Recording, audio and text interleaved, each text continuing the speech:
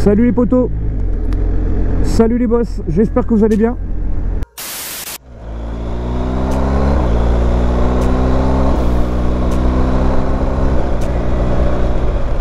Voilà, passage de vitesse à la volée, sans embrayer. Parfois il est bon de faire son fainéant. Après tout, hein, c'est dans le pack d'options, donc on s'en sert. D'ailleurs, à ce propos, je voulais vous faire un petit point sur les trois choses plus, vraiment les trois choses fantastiques et les trois choses moins fantastiques de cette moto. Vous savez que j'ai déjà fait l'essai de cette moto par le passé et j'avais eu du mal à finalement lui trouver des points négatifs. Je suis incapable de vous donner des défauts quasiment. C'est peut-être ça, l'amour. Oh, l'amour. Mais si vraiment je devais lui en trouver 3, alors je commencerai déjà par le gabarit. Alors c'est vrai que le gabarit, déjà si vous faites moins d'un mètre, alors on va dire telle qu'elle est là, hein, 1m75, je pense que vous allez avoir du mal. Même si vous êtes un Golgot, hein, taillé comme un dolmen, je pense que ça, à la longue, au quotidien, ça va vous embêter. À moins de vraiment rabaisser, mais je vous parle de moi comme elle est là. Hein. En stock, même position basse, si vous mettez au plus bas possible, je pense que vous aurez du mal si vous faites moins d'1m75. Ensuite, j'incorpore dans tout ça le poids, hein, bien évidemment. Alors c'est tout plein fait, je rappelle 30 litres de carburant. Donc tout plein fait, on atteint quand même un poids astronomique. Quand on commence à atteindre les 260, à plus de 260 kg avec une moto tout plein fait, on commence déjà à être dans un poids non négligeable et c'est vrai qu'au quotidien c'est à prendre en compte. Alors d'aucuns me diront que ça gêne pas. Encore une fois, il faut prendre la mesure de la moto et puis c'est avec le temps aussi que vous dites bon bah, finalement une fois qu'elle circule c'est vraiment un vélo et c'est le cas encore une fois.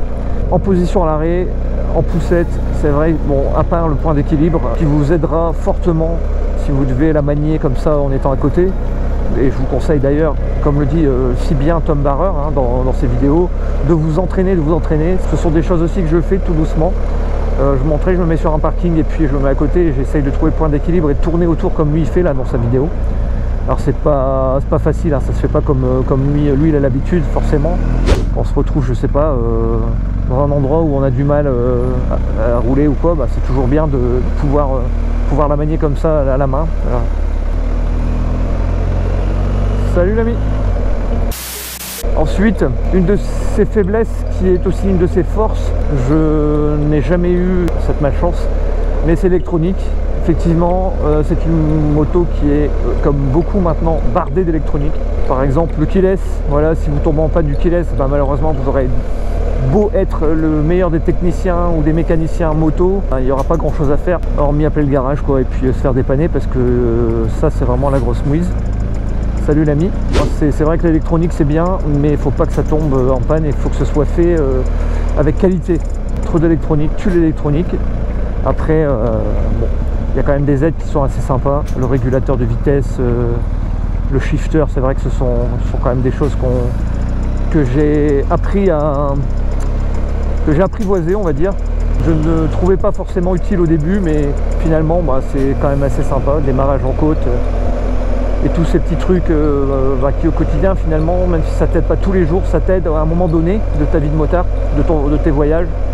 L'indicateur de rapport engagé. Les puristes vont me dire oui, bah, tu sais en quelle vitesse tu es, d'accord, j'ai déjà eu des motos par le passé où il n'y en avait pas et je faisais avec.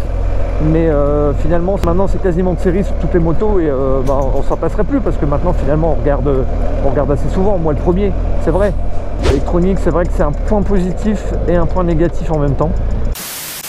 Ensuite, bon, un de ces points négatifs à cette moto, et je l'ai beaucoup entendu, c'est son prix, son tarif. Je suis le premier à le dire, hein, qui est bien trop haut. Salut. Mais malheureusement, on vit dans une société de consommation qui fait que grandir et les prix qui vont avec. Voilà, petit cimetière canadien celui-là, je crois. Première guerre mondiale. Et je pense qu'il va en avoir un deuxième là-bas. Voilà, celui-là c'était bien canadien. Canadien Niagara Cemetery.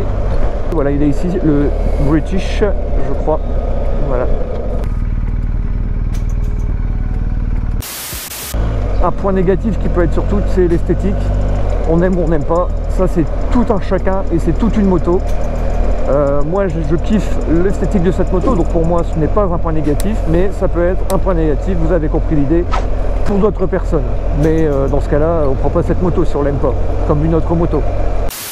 Ensuite, en point positif, alors 3 ça va être compliqué, mais si vraiment je devais trouver 3 points positifs qui sortent vraiment du lot par rapport à d'autres motos, alors on va oublier la partie cycle, on va oublier le confort, tout ça. Si vraiment je dois trouver 3 points, c'est les suspensions, qui revient un peu au confort, hein, mais le système de suspad c'est vraiment super bien.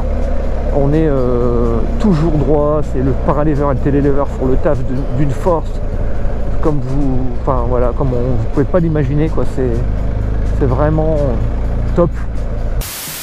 En deuxième, je dirais l'emport que cette moto peut faire.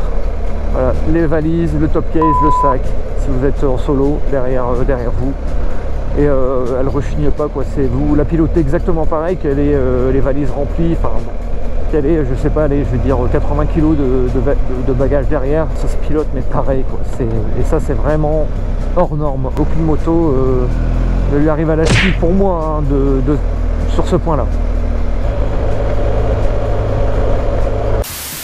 Alors un point aussi que je trouve positif, alors on va sortir un peu du 3 et 3, hein, je m'en excuse, mais c'est son autonomie.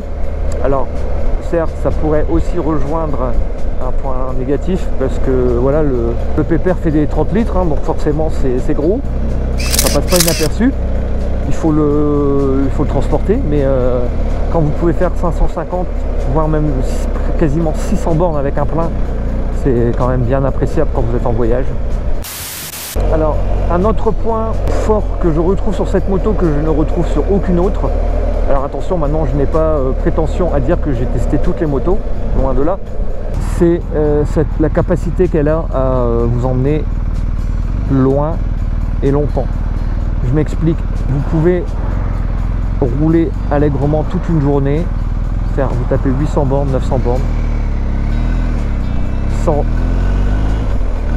avoir la fatigue que vous auriez sur une autre moto.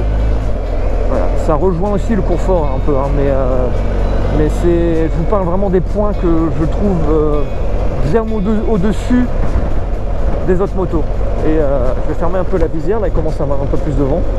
Sur ce point, c'est vrai que c'est la GS et la GSA aussi, elles surclassent les autres motos. Voilà, je vois déjà en commentaire certains qui vont me dire oui, c'est parce que tu n'as pas testé telle moto, oui peut-être. Ah, quand on en aime une et qu'on se sent bien à son guidon, et ben on n'en change plus. Après il faut qu'elle, le mieux c'est qu'elle sied le plus possible à son pilote finalement. Une moto que moi je trouve confortable, peut-être que toi là derrière ton écran tu la trouveras pas à ton aise, trop haute, trop lourde, trop fatigante, trop physique. Après niveau physique, c'est vrai qu'il faut en avoir un peu quand même, parce que le poids, on est quand même assez haut perché. Il faut savoir qu'un GSA, faut quand même la tenir, c'est lourd. Regardez le moulin sur la gauche, le moulin de Saint-Hilaire, il est sympa je trouve, hein. C'est un passage plus ou moins privé, puis en moto on peut pas du tout, je pourrais pas prendre de photos à côté. C'était le passage ici là, mais après on peut plus passer, il y a des arbres, je pourrais pas l'avoir de face, donc ça sert à rien. Ancien pont de voie ferrée qui n'existe plus. Voilà les amis, en tout cas moi ce que je pense, alors c'est très vague, hein, c'est très succinct, mais c'est vraiment pour faire un résumé des points vraiment plus et moins de cette moto, enfin de ce que moi je trouve. Après il y a tellement de points positifs encore en plus, mais finalement qu'on peut retrouver aussi sur les autres motos. Là je voulais vraiment vous faire le point sur la globale, sur ce qui est pour moi est vraiment au-dessus du reste. Donc j'espère que tout ça vous a plu. Je vous dis à bientôt les potos. Portez-vous bien. Et puis on se retrouve très vite pour une petite vidéo. Si celle-ci vous a plu, vous n'oubliez pas le petit pouce qui va bien, qui fait toujours plaisir. Et puis pour celles et ceux qui ne sont pas encore abonnés et qui le souhaitent, eh ben allez-y. Si vous voulez pas, eh ben, vous abonnez pas. C'est tout, c'est pas grave. Allez les potos, je vous laisse. Je vous dis à très vite. Et puis surtout, portez-vous bien. Prenez soin de vous. Gardez confiance en vous. Et puis moi, je vous fais des gros bécos. Des gros bécos. Allez, ciao les potos. Bye.